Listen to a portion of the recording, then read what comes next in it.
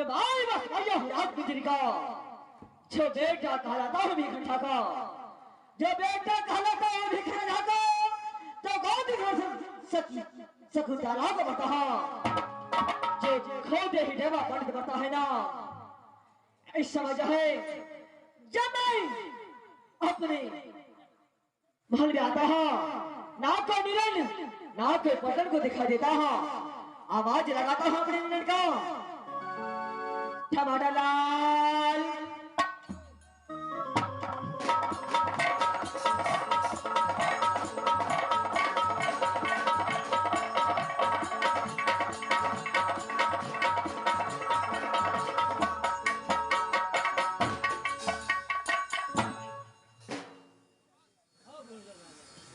महाराज गोर लगाइए हो।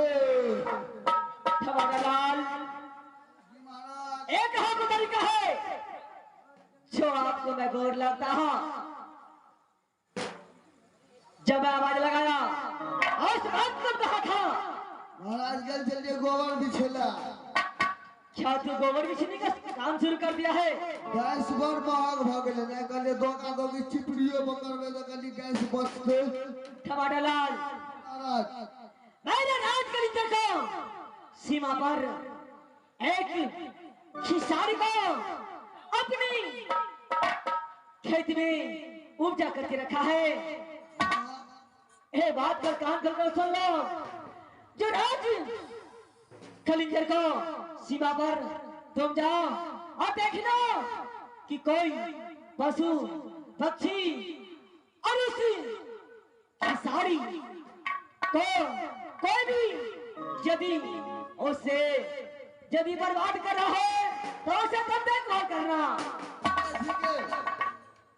तब यहाँ से खड़े ड्यूटी में जाओ और जाओ यहाँ से राज कलिंजर की सीमा पर। एकदम ही महाराज यदि कोई भी सुबह और कोई भी खतरी चढ़ाई करे तो इस देवा पंडित को आवाज से बुलाना। ठीक है, मैं यहाँ से अपनी महल को ओर चलता हूँ।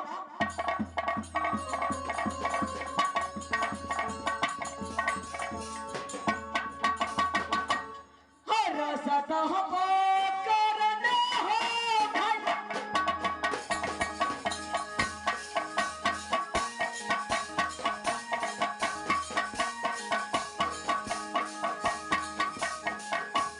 अब यही हो हमारा क्या भैया।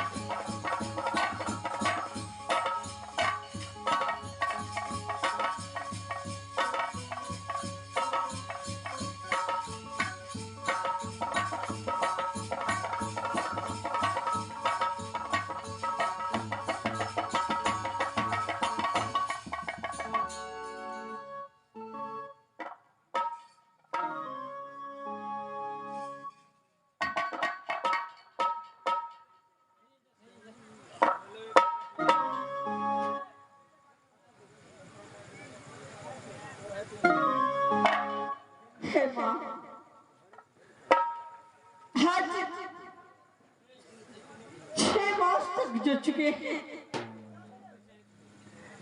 राजसौरी में मैं एक एक गोबर बिछ करके भी जमा करती हूँ। परमात्मा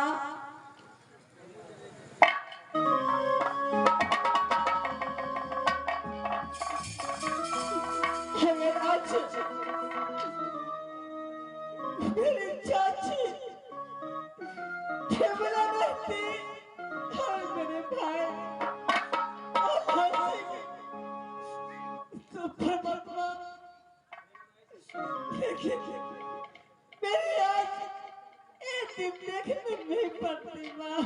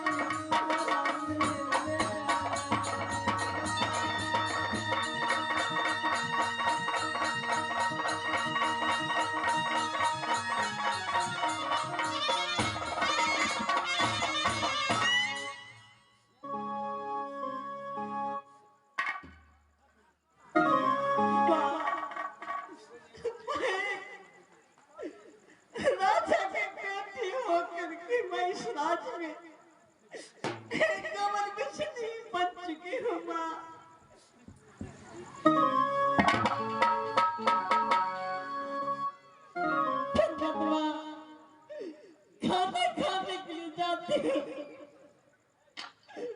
तो चोखा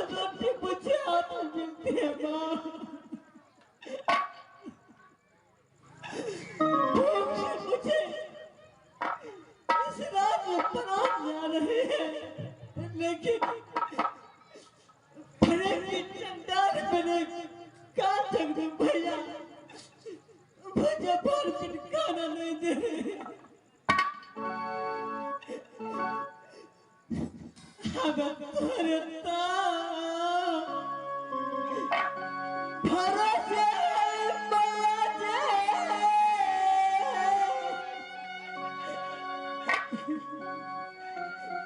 हाय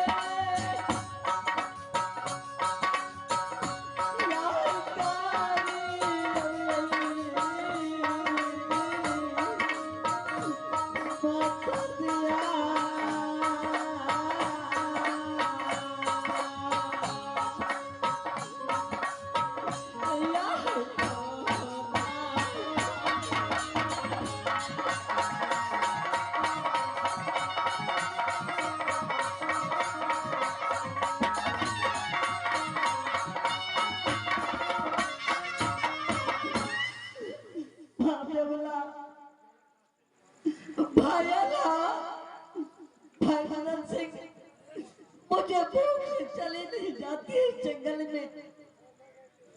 हे मधुरा मुझे मदद करो माँ, भाई जंगल में कैसे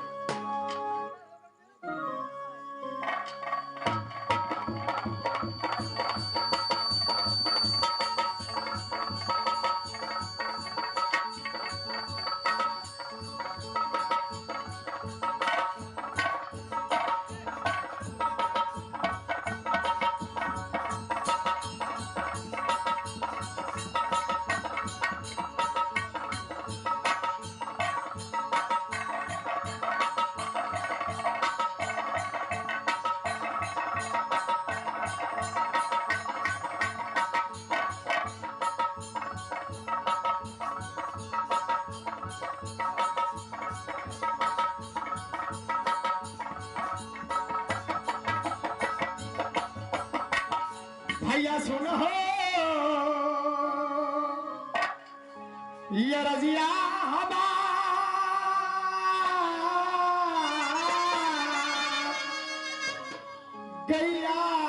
शराबी भैया अब दुनिया में।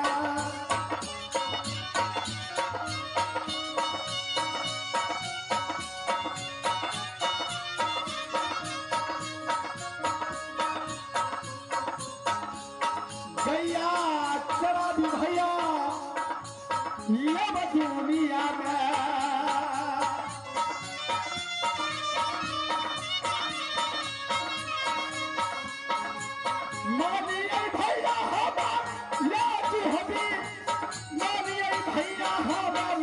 क्या कहाना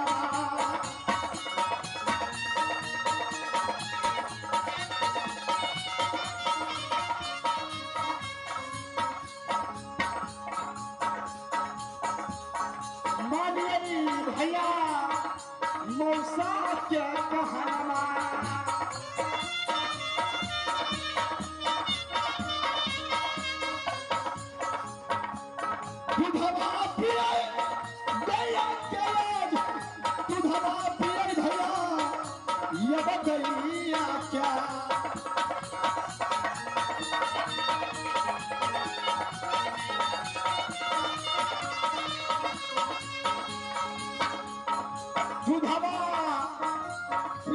भैया ये रुदल हो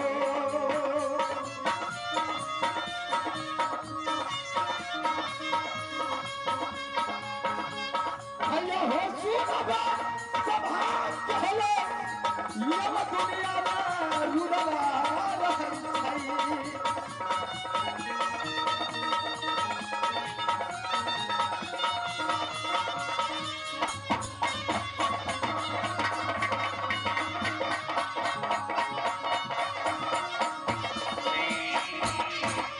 इस समय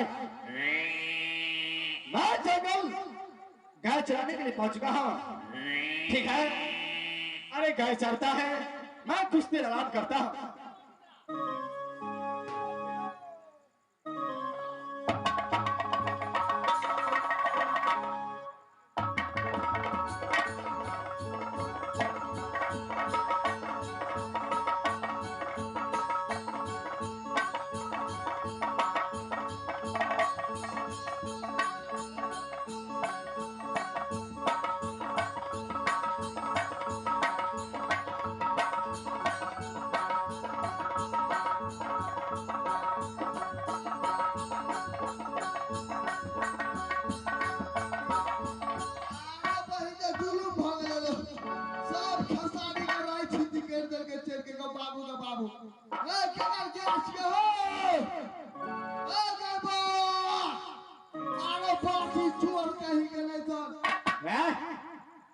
क्या बात है? सब खसारी चला के तोड़ गया छियो। गाय भागो, मेरा गाय है। जल्दी गाड़ी निकाल, जल्दी जल्दी निकाल बस। निकाल। क्या यहाँ से जल्दी निकाल दो। 4-5 दिन आने भले गई एक बोला ये यूरिया छिटना।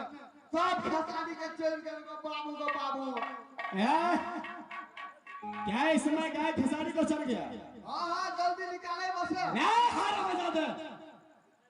रुदल सिंह नाम है मेरा, जो भी मर्जी होगा वही करूंगा। इस दुनिया संसार में कोई रोक नहीं सकता है। हमार महाराज बड़ खच्चर है, यदि बुझ गया तो तोरा मारे जिलेबी लगा सोच नहीं कर दल। जिलेबी सोच नहीं, जिलेबी टेढ़ा होता है। ओ टेढ़ ने कर दल के तो फेंक किया। कौन सा महाराज है तुम्हारा? हमार महाराज है, तोरा हम कहे छियो। अच्छा, तो हम तो डर से भाग ले जियो। अच्छा, जब नंदन हमारा महाराज के नाम